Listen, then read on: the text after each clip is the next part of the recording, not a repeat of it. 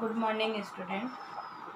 पर्यवेक्षण की प्रकार के अंतर्गत हमने निरीक्षणात्मक पर्यवेक्षण का अध्ययन प्रारंभ किया था।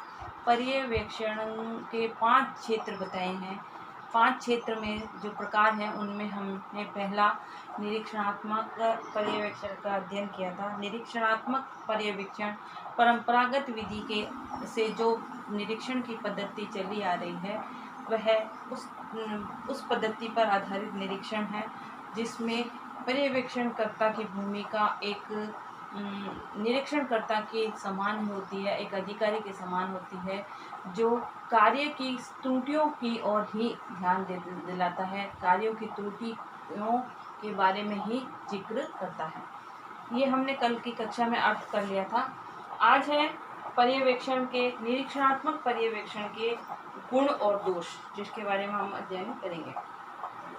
निरीक्षणात्मक पर्यवेक्षण के गुण जो है, पहला है निश्चित कार्य विधि कार्य व्यवस्था की दृष्टि से ये उपयुक्त है। पहला गुण है निश्चित कार्य विधि व व्यवस्था की दृष्टि से यह उपयुक्त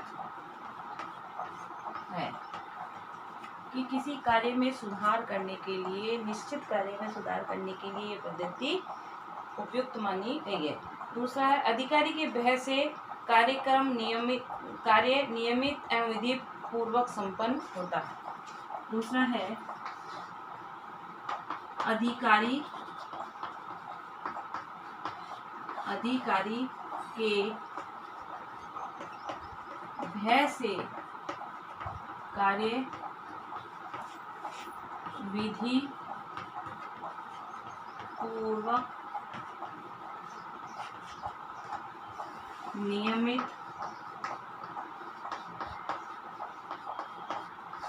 रूप से पूर्ण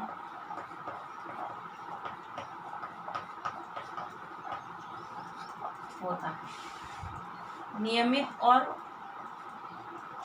एक कहावत है कि भय बिना हो न प्रीति, कि बिना भय के, बिना डर के हम किसी कार्य को सही और व्यवस्थित रूप से नहीं करते हैं।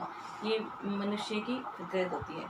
तो इसमें पर्यवेक्षण अधिकारी एक निरीक्षण की भूमिका निभाता है जो कमियों को ही बताता है, तो उसकी डर के कारण जो है कार्य समय पर संपन्न होता है, एक सिस्टमेटिक रूप से संपन्न कराने का इसमें प्रयास किया जाता है।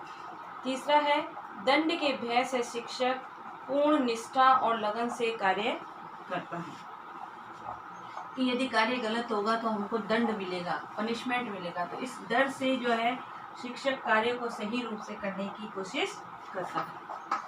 तीसरा है दंड के भय से शिक्षक कार्य को पूर्ण निष्ठा व ईमानदारी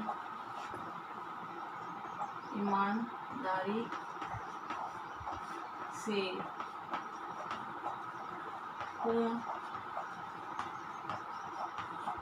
करने का प्रयास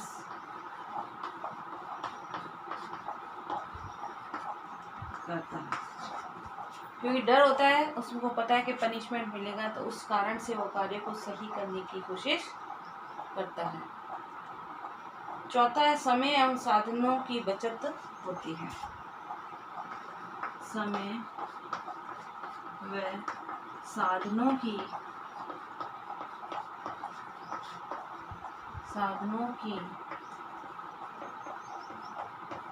बचत,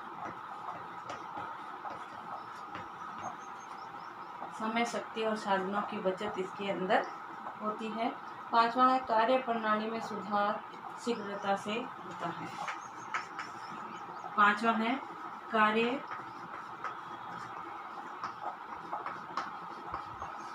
प्रणाली में सुधार शीघ्रता से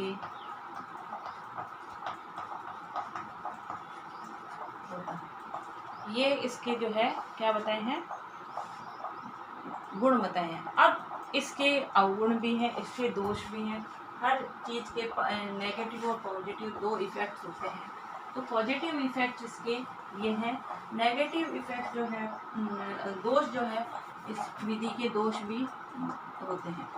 दोष क्या है? पहला यह है सहयोगात्मक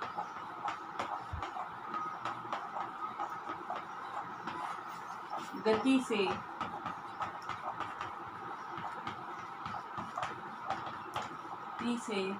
कार्य में सुधार नहीं कराती है। भय का वातावरण उत्पन्न करके सुधार कराने से हम भय के द्वारा किसी भी कार्य में सुधार नहीं करा सकते। तो ये सहयोगात्मक पद्धति पे आधारित नहीं होने के कारण से इसके अंदर भय का वातावरण उत्पन्न होता है। दूसरा, ये संकुचित मनोवृत्ति पर आधारित होती है। दूसरा है यह है संकुचित मनोवृत्ति पर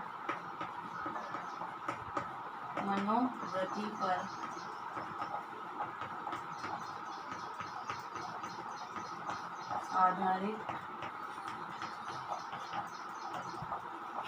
होती है। संकुचित मनोवृत्ति पर आधारित होती है। नेक्स्ट है यह है पर्यवेक्षण मनोवैज्ञानिक सिद्धांतों के विपरीत है।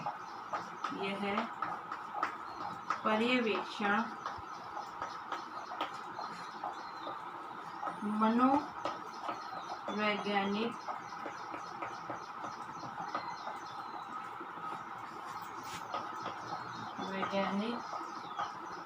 सिद्धांतों से परे है। मनोवैज्ञानिक पद्धति पर आधारित नहीं है। मनोविज्ञान व्यवहार का विज्ञान है। व्यवहार के विज्ञान के द्वारा हम मन की मनोवृत्ति को जानकर ही बालक के साथ व्यवहार करते हैं। नेक्स्ट है यह व्यक्तिक सृजनशीलता में बाधक है। व्यक्ति की स्वयं की क्रिएटिविटी को विकसित करने में इसके द्वारा जो है बाधा उत्पन्न होती है। चौथी है यह वैयक्तिक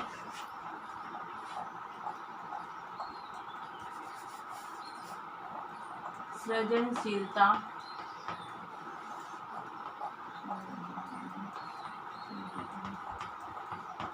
में बाधक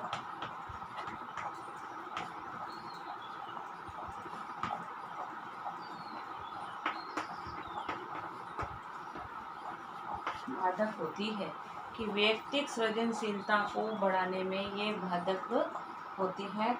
और लास्ट है यह शिक्षकों के मनोभावों को दबाती है। पांचवा है इसमें शिक्षकों के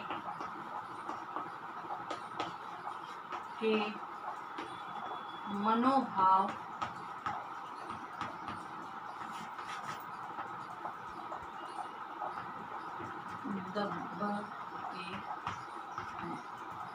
शिक्षकों के मनोभावों को दबाने के में इसकी अहम भूमिका होती है कि शिक्षक अपनी स्वयं की क्रिएटिविटी इसमें न दिखाकर दबाव में जो कार्य कराया जाता है उसी के अनुकूल कार्य करने का प्रयास करते हैं।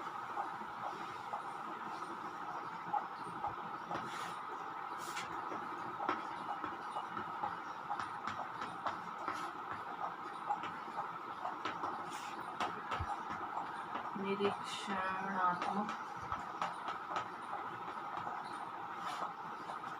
पर्यवेक्षण की गुण व दोष को बताएंगे। साथ ही घर में रहिए, सुरक्षित रहिए। जब भी घर से बाहर निकलें मास्क लगा के निकलें, सोशल डिस्टेंसिंग का पालन करें। Okay, thank you.